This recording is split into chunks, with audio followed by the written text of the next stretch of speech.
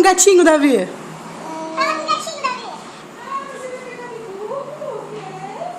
Fala, Davi, com o gatinho. Aqui, João.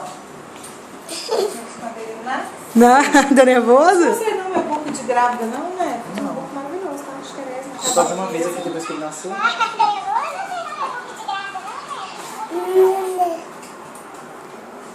Fala com ele. Bom, vai que eu não tenha outro mais, né?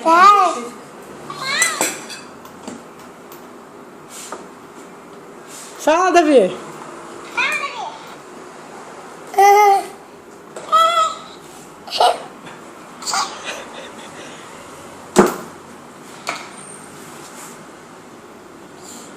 Fala com o gatinho. Eu tô querendo colocar uma voz fundas que tem, né? Já vi, já chorei. Fora às vezes. Tanto. Me deu um desespero. Pô, não quero.